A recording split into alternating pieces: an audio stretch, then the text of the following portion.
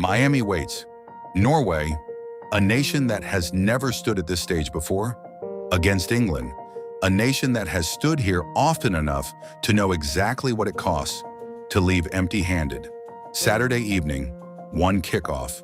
One question the World Cup keeps asking, tournament after tournament. Who wants it more?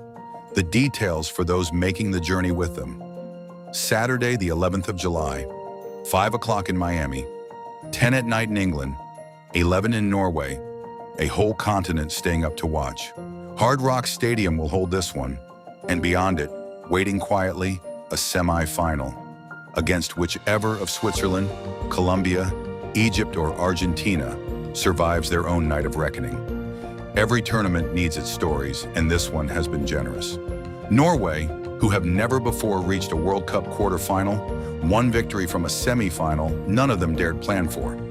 England, still carrying the quiet weight of a quarterfinal loss to France 4 years past, needing this one to prove that lesson was learned. And through it all, Erling Haaland, scoring in every match Norway have played this tournament, a man who has simply refused to be stopped. 8 meetings between these nations stretch back to 1980. Not one of them came in a World Cup knockout. Saturday changes that, for better or worse, forever. Form tells its own quiet story. England, top of their group, past Croatia, Panama, DR Congo, and Mexico. 4 wins and only the smallest stumble, a goalless draw with Ghana. Norway, runners-up behind France, yet ruthless the moment the knockouts began. Ivory Coast dispatched. Then Brazil, a name that was supposed to end their run. Harry Kane arrives with 6 goals to his name. Erling Haaland arrives with 7. And the distinction that matters most, he has found the net in every game he's played. 6 names will decide how this one is remembered.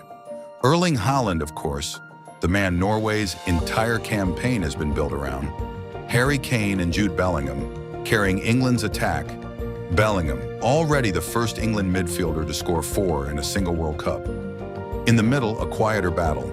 Martin Odegaard, searching for the half-yard of space that unlocks everything, against Declan Rice, whose whole purpose is to deny him that yard. And at the back, John Stones and Mark Guehi, given the hardest job in Miami, stand in front of Haaland and somehow hold their ground.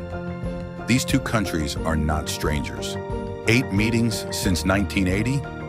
England's 4-0 in that very first qualifier. Norway's answer 9 years later, a stunning 2-0 in 1993 that Norwegian football still speaks of fondly.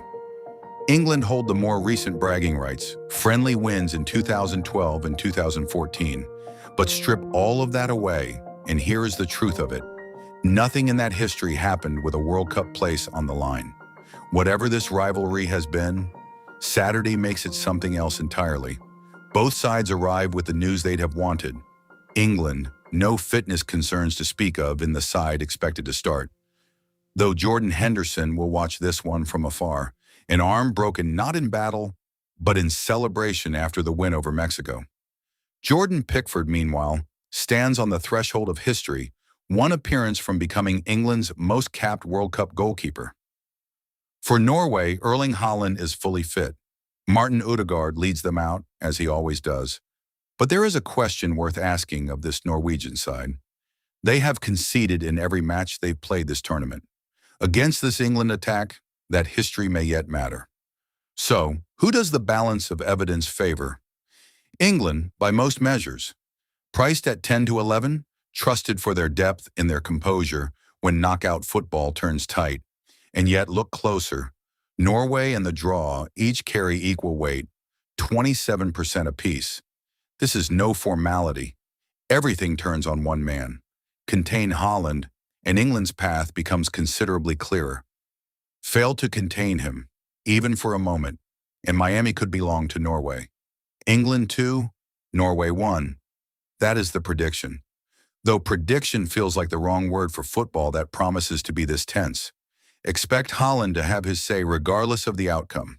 Expect both nets to be troubled before the night is through. And when the final whistle sounds, remember what it carries with it.